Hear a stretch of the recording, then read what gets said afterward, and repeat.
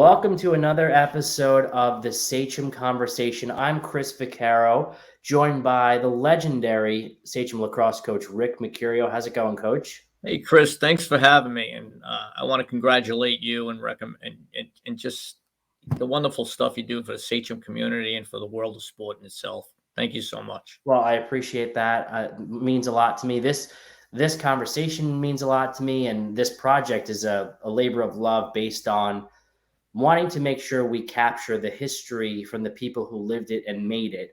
And so we have something to look back on and also give to the current and future coaches and teachers and administrators to understand where we came from. I'm a big believer in we can't get to where we want to go unless we know where we came from. And a lot of this so far has been a very athletic focused coaches, but it will stem into educational conversations and academics and just the community at large. The whole purpose of the Oral History Project is to record and transcribe and put visual and tactical copies of this at the Sachem Public Library, plus the Sachem North and Sachem East libraries, so people can refer to this for maybe generations. That's why they have these Long Island history rooms, so we could put things like this there. So we're going to talk about we're going to talk about your life and career and your impact on thousands of students who eventually became, incredible people in their own right. And we're going to talk a bit about your coaching tree. We're going to talk about growing up in Brentwood and playing at Rutgers. And you have not stopped being involved with the game of lacrosse and all the great things you're doing internationally. So I'm excited about our chat we're going to have today. Great.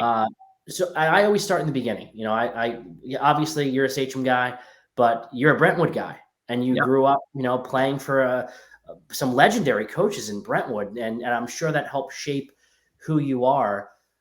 So, when did you first get involved with lacrosse? Talk about your upbringing. What was it like growing up in Brentwood, just, right, not too far from Sachem? Yeah, well, I grew up in the city, Corona, Queens, and seventh grade, like many people back in my day, progressed out to the island. My parents wanted to get out into the suburbs and get a better education for me, and we moved east, and we moved into Brentwood when I was in seventh grade. And like every young kid growing up, I wanted to be a baseball player, but I was small. I wasn't probably that athletic, I guess. And I remember kids on my street with these strange sticks throwing a ball around, and I went outside and I'm making friends, and I'm like, what is this? Lacrosse. We play lacrosse here. I'm like, what's lacrosse? And they explained it to me. I thought it was interesting. But in eighth grade, when I was finally allowed to try out for baseball, I did. And lo and behold, I was cut. So I said, maybe I should try this interesting sport of lacrosse. And a phys ed teacher approached me because as they did back then, they followed the cut list, and they approached kids in their phys ed classes who they thought were athletic and fast or quick or whatever they saw. And his name was Bruce Bonnell, I believe. And he was an ex-football player, big man. And he said, you're a little guy, but you're fast and you're quick. I think you could play this game of lacrosse for me. So in seventh or eighth grade, I guess eighth grade, I tried out for the lacrosse team. You didn't try out, gave you a stick and you played. And I fell in love with the game. And as things progressed, Brentwood and Sachem, there's a big parallel between the system, the way that, 4 junior highs feeding 1 high school, the coaching staff, strong parallels that I'd get into later. But anyhow, I played on my junior high team. I was pretty successful. And as you moved up the ladder, you wind up on a JV kid, and you went from 4 starters at attack from each junior high. So you have 16 starters coming in. And I made my way onto the starting team as a JV player.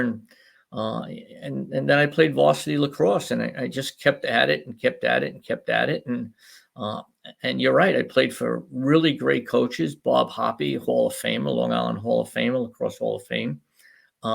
He became like my second dad. He really was. He helped me along the way. I progressed. I played well, and I wound up getting a scholarship to Rutgers. I was recruited by several schools and chose Rutgers. So, I was very fortunate, moving out to Brentwood.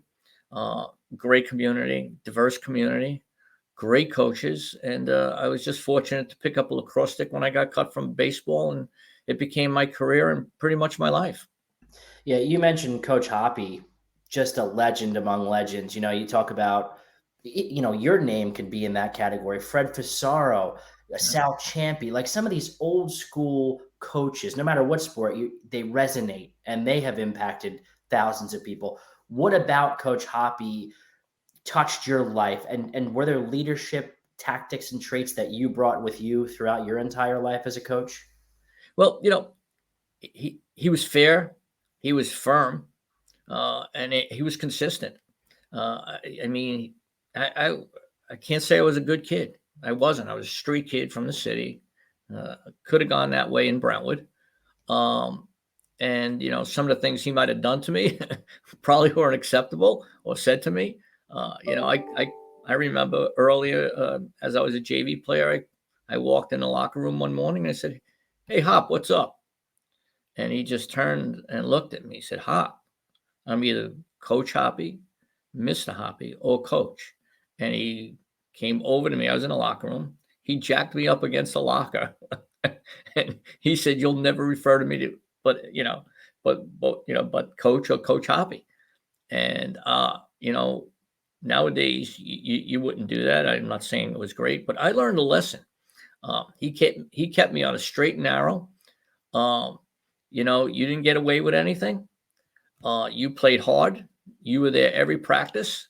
There was no excuses for being late. So I learned a lot of basics of how I coached, and most people do, from the people you play for, the coaches you play for. And but he was a very compassionate man. I became good friends with him um, after I went to college. All through college, he would come to my games. He always supported me. He supported my family, and he was just a great man. He was great for lacrosse. He wasn't just interested in his program, like so many great coaches, like Fred Fasaro and Mahoney, Coach Mahoney, and so on and so on. Well, they weren't only interested in their own programs; they were interested in the growth of their sport, whether in a county or a community. So it wasn't just about their varsity teams, and that's how Coach Hoppy coached and lived his life. It's true. That is a really good point. A lot of the big names were big in their coaches associations, were big and instrumental, even other people observing their leadership and then copying in a good way their methods. And Fred often talked about weightlifting, off-season conditioning, things like that weren't really big in the early 70s in Suffolk County. Sal Champion and him were two people that did it. Now, kids are lifting all year long. And so, the bigger names in some of these sports resonated far beyond just the field at their school. And another big name, and you had the fortune to play for Tom Hayes at Rutgers, who is a mentor, idol, another father figure, I'm sure for you, big name in the sport. And you were close with him up until, he passed. So what was that relationship like? And what did he do on the field or even off the field that inspired you? Well, you said that correctly. If you can't talk about lacrosse or NCAA lacrosse, college lacrosse without bringing or international lacrosse. I mean, for what he's done for this game, I don't know if there are too many men in lacrosse or women in lacrosse who parallel Tom Hayes as far as what he's accomplished, both as a lacrosse coach at Rutgers and on the international level. Tom, outstanding person. I mean, outstanding. I played for him. I was a senior. I played for Bob Naso for 3 years. Um, and then Tom Hayes came as a senior. And anytime you have coaches change when you're a senior, it could be a little bit, an adjustment. You're set in your ways. A coach comes in, he wants to make a new program, maybe new players that he brings in. But, I recognized right from the beginning Tom Hayes was special. I knew by his practices, I knew by the way he treated people fairly, his players fairly. I knew that he wanted to know you as a person. All of those things that you see in a great coach, Tom was it. And I recognized that right away. And I had a good senior year. I mean, I thought I had a very good senior year, successful senior year. We had made when I played in college, we made 3 NCAA playoffs while I was there.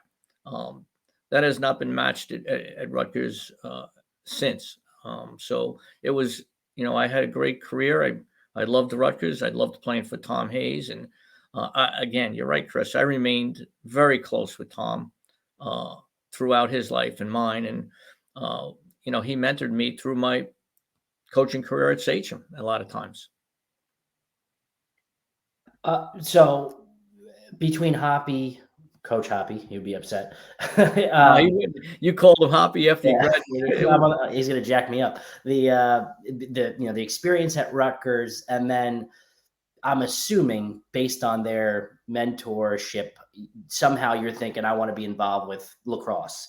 Obviously, you went into physical education as a teacher, but you knew at some point in that 6-year span between high school and college that you wanted to be involved in this game. When did you make that decision? And then start to talk about that progression of eventually getting hired at Sachem. Yeah. So, I mean, I played for 2 legendary, great men and great coaches. And I said to myself, I want to be just like them. I like the lifestyle they lived after, away from coaching. I liked everything about their family life. And I wanted to be just like them. So I pursued physical education at Rutgers. And when I graduated, uh, you know, 1975, and when I graduated, that was the year of Title IX, and outstanding that it happened. But unfortunate for me, I was a male, and phys ed programs were hiring mostly females to catch up with Title IX. So it was bad timing for me, unfortunately, but outstanding for Title IX and all it's done for women in sport. So again, Coach Hop said, "Why don't you come back to Brentwood? We'll make you a permanent sub. You could coach football and lacrosse." And so I went back to Brentwood, and I coached the JV lacrosse, and I also was an assistant JV football coach. And then I wasn't sure I could ever get a teaching job. And then my mom called me one day and at home and said, this the school district, Sachem, she called it. Sachem called and wants you to go on an interview. And I had been on so many interviews, Chris, because you just did. And I almost didn't go, and I did. I sat down and I had an interview, and at the end of the interview, Bob, who interviewed me? I forget the personnel person, but he interviewed me. He said, "Here's your contract. You start tomorrow." And this was in November. This is what a lot of so far of the 5 or 6 conversations I've had, a lot of them are like, yeah, they just gave me a contract. Yeah. It's a way different time compared to now, I'll tell you. Yeah. So they gave me a contract. I started teaching in November, and it was a great career. I loved Sachem. It was so much like Brentwood, big classes, a lot of people, big programs, a lot of opportunity to coach. If you can get a coaching job, they were very tough to get in Sachem at the time. Mm-hmm. It's not like a lot of school districts now where they're looking for coaches. You had to wait for jobs. You had to wait for positions to open. You got there right after the initial immediate hiring spree, and just they saw the growth ahead. So early 70s is when obviously Mahoney and Vaccaro and Schmidt and Batewell was even late 60s. They had gotten in, and you were that right after that crop. And it took a little while before you were even the varsity coach, which eventually you got by the mid 80s. And then it's like a new chapter in your life. Although you had been coaching at Suffolk Community College, and obviously you were coaching at Brentwood. So you were building your coaching chops until that moment happened. And then it's a program that had 1 in 79, but it's high school. So that's 5-6 years later, there's nothing that translates, and it wasn't something that you were winning every year. And even by the time you took over, it's not something that you built overnight. It took time to become a state champion. It took time to become nationally ranked and to be one of the best teams in the country. What went into those early years of coaching for you? How did you, and you had Tony Patillo, a trusted assistant, great man, Sachem guy. You had a huge talent pool. Obviously, by the mid 80s to late 80s, the district was on fire with enrollment. 1,500 kids per year in a graduating class is no joke. You have to balance all of that and get the X's and O's right, while some guy named Joe Kuzo over there, right across the way, is building another perennial power, and some other schools too. But I mean, really, and we're going to talk about the Sachem Ward Melville rivalry. What were you thinking in '85? That late '80s span. How are you building? Well, first of all, we had, not only did I have a great staff, the lacrosse staff, with Tony Patel and Rob Murphy and Bob Jarry in the junior highs, and Timmy Cummins, but Sachem had a great athletic, competitive athletic program with great coaches, and we all fed off of each other. It wasn't just lacrosse; it was football, it was soccer, it was baseball. We were all friends, and we all worked together collectively. Most of us were phys ed teachers, or a lot of us were phys ed teachers. And so collectively, we all worked together to help these athletes progress. And, one of the first things I wanted consistency in a program. I didn't want to just win once in a while. I wanted to win a lot. I wanted to be successful. I wanted our kids to be successful. I wanted them to be good students. And I didn't want to go from year to year. I wanted this to be some consistency throughout our community programs, our junior high programs, our JV programs, et cetera. And I wanted the carryover effect. And, you mentioned, Ward Melville. So one of the things I wanted to do is I picked you look at the best programs out there. At the time, it was Ward Melville and a couple others. And I said, Ward Melville is successful. Why are they successful? Why reinvent the wheel? Let's do what they do. And I kind of pretty much, we became competitive because we did a lot of what Ward Melville does. You got to get a strong community program. You got to get consistency in your coaching program. You have to follow your kids throughout the program, and they have to play a little bit, in the off season. So those are the things that I was looking for, and it took time to do that. There were many obstacles along the way. We had pay to play. People forget we had 2 or 3 years. We had to pay to play in athletics in Sachem, and that was difficult, especially in the spring, because kids had to pay for fall, and then they paid for winter. And now if you had to pay for spring, you tapped into a lot of people's incomes. So that was difficult times, and budgets and staff cutting. So you had to get through all of those obstacles, and along the way, we became successful as a program. And you're building in what became the hottest high school lacrosse conference in the country. It might not necessarily have been that yet. It was probably close to it, even in the late 70s, early 80s. But by the 90s, you had things like Lacrosse Magazine, US Lacrosse, all these brands, the specific lacrosse company. It just blew up into, that's the building blocks and the foundation for what it is today, which now, you could say there's the big four of sports, but honestly, lacrosse is now mainstream as it can get, and it's going to get even better thanks to guys like Paul Rabel and the Premier Lacrosse League. I mean, it is on fire as a sport.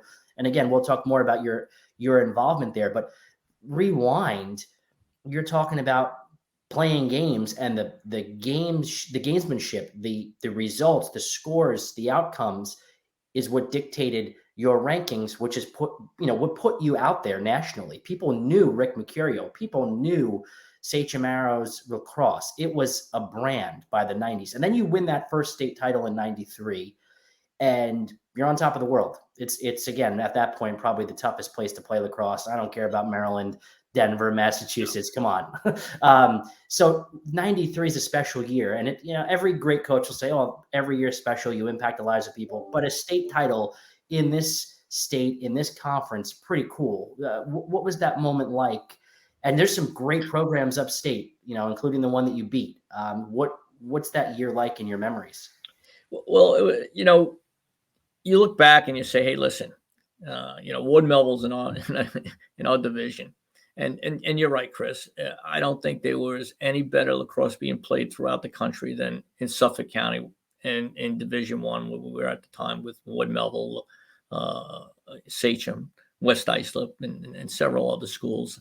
It was probably you had West Jenny upstate, you had Maryland downstairs, with some of the private schools especially. but it was great lacrosse at the time. And you're right. Sachem became a household name. But that being said, I did, and as successful as we were, I wasn't sure if we could ever beat Ward Melville to get there.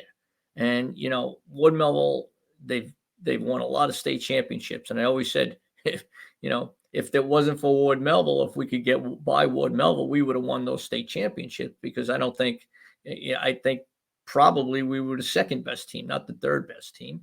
We were probably the second best team. We could beat those teams. But that being said, when we finally won, we beat Ward Melville in the counties, and we were able to go to the Long Island Championship and then on to the states. I finally I felt great for our community, because that's what they wanted. I felt great for the teachers along the way who helped our athletes.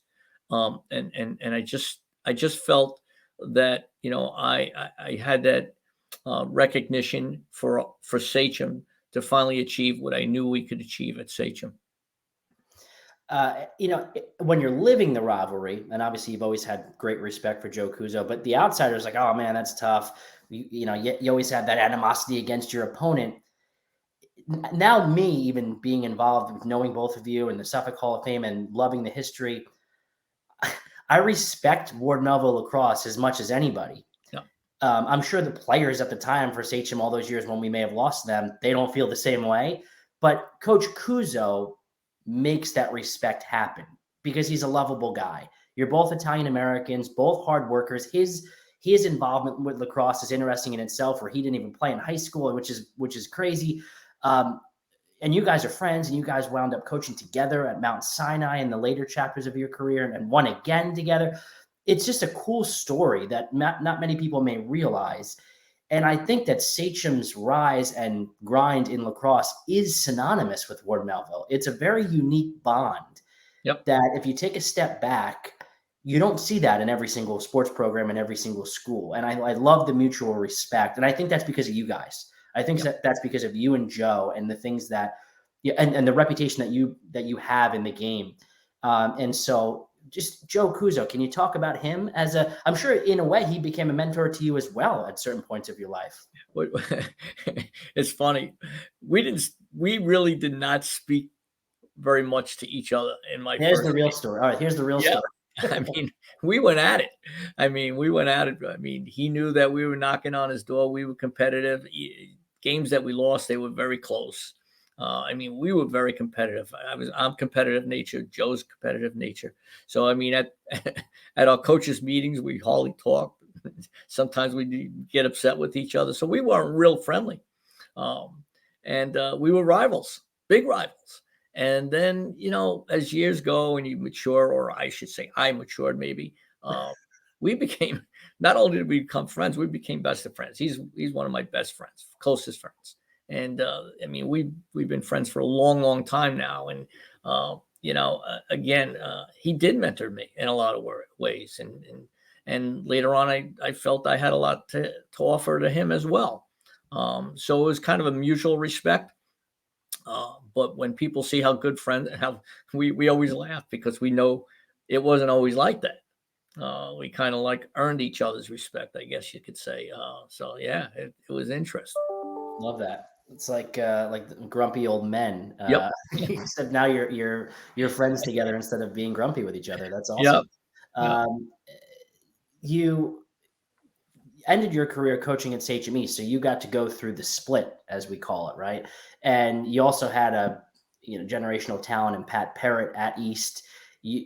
Not everybody went and coached at East. There's a lot of people that said, I'm retiring, see you later, I don't want to go through this. But you had the experience of coaching all those years at Sachem North, or just Sachem at the time, and ended there. And what was that experience like? I haven't really touched on this with some of the other coaches, because they all had the finite, they're done in 03, 04, but you progressed a little bit more and define that whole thing. It is it's interesting. Chris, it was interesting. I had been at North for all of those years. I was comfortable there. I had an office, I had all our equipment. We had our field space. I was comfortable with the teaching staff. And then all of a sudden we're splitting. And so it was my choice. I could have stayed with North. Sagamore Junior High School was the school I taught in all my life that was going to go to East. Those kids were going to go to East, but it was towards the end of my career, my end of teaching career. So I could have probably stayed at North. And, it was gut wrenching to me the kids that I had brought up through the program, half of them, let's say half of them, I don't remember how it broke down, but half of them were going to go to North and half of them were going to go to East. And truthfully, I think collectively, that group there was probably the best group of athletes or lacrosse players I would have had. It would have probably been in my best varsity the Wow. year that they split. I really believe that. And, I'm thinking about the coaching staff that was going to East, and they were all just young and inexperienced. I'm talking across the board. And you're right, Fred Frazzaro had retired, and I'm thinking, what am I going to do here in the last 2 years? Why don't I just ride it out, stay at North, and I just felt bad for the kids that would go. I did. People don't believe it. I felt bad for the kids going to East because they were going to a brand new school. There was nothing there. There was no tradition. And I said, listen, I'm the senior guy. I'm gonna go there and see what I can do for this program in the last couple of years that I'm going to teach there and coach there. So I went to East. And the first day I walked up there, I said, this might be a mistake. I mean, the fields were terrible. They were mostly underwater. The equipment room, I mean, the facilities, they were young. They were really not finished. There was just a lot of it was just not developed yet, I should say. So it was interesting that I went there. I'm glad I did. I think I helped some of the coaches in the other coaches that were sent to East. I was the senior guy there basically, and I felt I did the right thing for the school district by going there. Yeah, that's another specific take where you said that that you felt bad for those kids. It's different mindset now, but those kids were ripped out of what was a singular, unified environment, and then it's like, okay, go start your own thing. That's very difficult to do in year one. Some of the programs won. Kevin Schnupp with baseball went to the won a Long Island championship and went to the States. That's very rare, Yep. And think about a lot. You just mentioned that you probably had your best group of athletes if they were combined. Baseball probably would have won that state championship, and football could have proceeded winning. This is maybe the first time I've ever said this on record. I have always disliked Sachem kids playing against Sachem kids. Talk about gut wrenching. Contrary to what many people may believe about my beliefs in this entire split, I just don't want a Sachem kid to beat up on a Sachem kid. To me, you're the same family. I don't care the red or black. You are the same community. My community extends from Lake Grove to Holtzville and every town in between. And so that's gut wrenching to me. Opportunity, of course, it exists, but a Sachem kid playing against a Sachem kid never felt right, whether it's 2005 or 2022. So it's interesting to hear your take on that those couple of years that you were there. So you retire. Obviously, you go to Mount Sinai and you end on a very positive note there. But in your retirement, your involvement with World Lacrosse and the development of the game has been incredible. Talk about passion, labor of love. You've been working with a team of people, other successful former coaches and lacrosse folks, to make lacrosse really stand out on a world platform for the sake of getting it into the Olympic Games. But while you're doing that, you're training and teaching and building in Russia and China and so many other countries. I'm losing track, honestly, of the places you've been. Thailand, I think, right? Mexico. Like there's dozens. So yeah, you get to travel, but you're teaching and you're a world-renowned clinician of the game now. Talk about this growth. Yeah, I mentioned Paul Rabel, but World Lacrosse has put this thing on a stage that is probably unimaginable if you rewind to when you were playing at Rutgers. Could you imagine doing all these things 40, 50 years later? It's crazy. It's been such a great experience, Chris. And you're right. I mean, it would take a separate interview to speak about the whole thing, but to give you the bullet points. I mean, I was asked to come back to Rutgers to speak at their awards dinner and Tom Hayes, again, he was the president of what was then Federation of International Lacrosse, which became World Lacrosse. And he was the president. And, after I spoke and, we gave out the awards, he said, hey, he had kept asking me to get involved. And I said, he said to me, do you have a passport, a current passport? I said, yeah. He goes, well, I'm going to Thailand in 2 weeks and I want you to come and help me to do some things over there to develop lacrosse. I want you to work with the national team in Thailand for a week. And I'm like, all right, I'll go.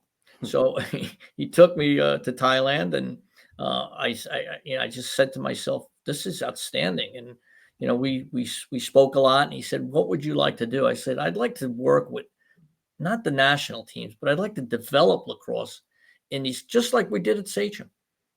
I wanted to develop it from the ground floor up. You can't just have national teams and expats, kids from the United States playing for other teams. You have to develop it within the countries. He says, you're a guy in need. I want you to do this. So I got involved with development, and that's what I've been doing. I've been developing countries and helping develop countries. I'm the chair of the development committee, and I've sat on different committees throughout my career. I started in 2010 with World Lacrosse, and another close friend of mine, Bob DeMarco, and I work closely together. And we were mostly volunteers when I came on board 2010, and then Bob and I we took a trip to Hong Kong, and we met up with someone who really has helped our sport grow, because he funds a lot of it, and we got a lot of funding. We've been able to, I think we're up to 14 full-time staff members with World Lacrosse. Wow. Paid staff members, a CEO, Jim Scher, who's outstanding and ex-Olympian. And we have a lot of backing now, and we have 76 countries that are now playing lacrosse. And like you said, Chris, I've been around the world. I've been to Russia, I've been to China, I've been to Taiwan, I've been to Australia. I just got back from Ireland a couple of weeks ago for the World Championships over there, under 21s. So, the game has grown. I mean, sometimes I step back and say, wow, it's been on fast forward. And sometimes it's a work of love, I've retired, but I've really never retired. I'm working a lot. I'm putting in a lot of hours with World Lacrosse, but it's a labor of love. I could step back at the end of it all and say, hey, I've had a great career. But it's all the involvement with the people along the way that you meet, and the experiences that make it exciting. It's not the wins, the losses, your successes. It's the people. It's and the kids you coach, and the greatest joy I have is meeting kids all the time, no matter where I go. My grandsons now play lacrosse. There's 10 years old and 7 years old, and you go to fields and you see parents, kids who play, their parents, they're with their kids, and it's a joy. It's just a joy. Speaking of seeing former players succeed, and normally I don't ask about specific people, but you have a really unique coaching tree, and guys that are coaching at a very high level or have played at some of the highest levels. Joe Amplo is the head coach of the Naval Academy. Brian Brett is the head coach at Rutgers, your alma mater. And you've had a ton of guys from Sachem go on, but those two guys, Brian was the Big Ten Coach of the Year last year. The Naval Academy and its reputation with lacrosse and service speaks for itself. Talk about leaders and great men that call you a mentor and a friend and a father figure. Can you talk about them and what that means for you? Even your whole extended coaching tree, it must be the most prideful moment of your career, honestly. It is, Chris. There's nothing that can make you more proud than when you see your former players go on to be successful people, parents, and carry on their professional lives. And Joe Amplo and Brian Brecht are just example of hundreds of kids that have gone through our programs. Not only my program at Sachem, but football, wrestling, baseball, basketball, soccer. We've had the opportunity at Sachem to deal with so many great athletes and great kids, and they're just an example of the successes out there. And Joe, I can't speak more highly about Joe Amplo and Brian Breck. It's difficult to coach any Division One the athletic program, and they just are some of the best coaches out there right now. And the one other player, I'd be remiss if I didn't mention Doug Shanahan, the first ever winner of the Tewaarton Trophy as the best college lacrosse player, went to Hofstra, just multi-sport star, signed with the Jets as a defensive back. Of course, he was cut, but still not everybody signing with the Jets while you're playing lacrosse and football at Division One. What was it like coaching him? Did you see that fire in him? I've heard some of the stories, and he's just a special athlete in person. Yeah, like Doug is. I mean, how much more proud can you be than it's like the Heisman in football, and the first award winner goes to a Sachem kid. I mean, and it wasn't just lacrosse. I mean, he played football, and he's great. He's a great football player. And I'll give you a little inside information at that. I had called over to Coach Stanowski over at Hofstra, and I said, you got to take a look at Doug Shanahan. And I said, he's a great lacrosse player. And I said, and when he gets to college, he's going to be even a better lacrosse player. I said, because he's maturing late and he's really coming on. And he said, well, football's looking at him.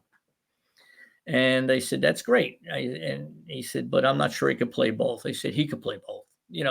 Maybe nowadays you can't. It used to be something that you could do. But Doug Shanahan was kind of athlete. He could play both sports. And he did. And it's interesting when he showed up on a football field, Doug wanted to play both sports. It wasn't that Hofstra wanted to play. Doug wanted to go a place where he could play both lacrosse and football. So that's how I sent him to Hofstra, or asked him if he wanted to go to Hofstra, because they were going to give him a tryout in football. And when they saw what a great athlete he was in football, now they wanted him to only play football and not play lacrosse. And Doug said, I'm on a lacrosse scholarship. He said, well, we'll give you a full scholarship in football.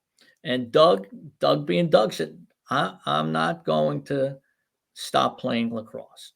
And, and to credit to Doug, he played both. And as you said, he was good enough to make tryouts in the Jets. And, but Doug continues to coach down in a high school down in Florida. And he was one of the better lacrosse players I've ever coached.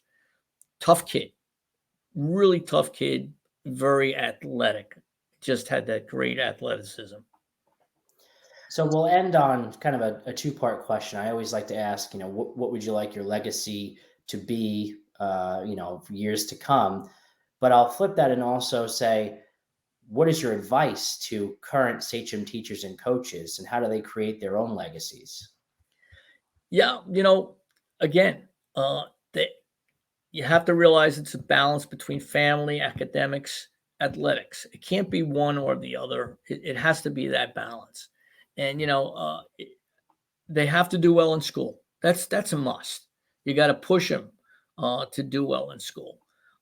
You have to give them strong advice to be consistent with being a good family member.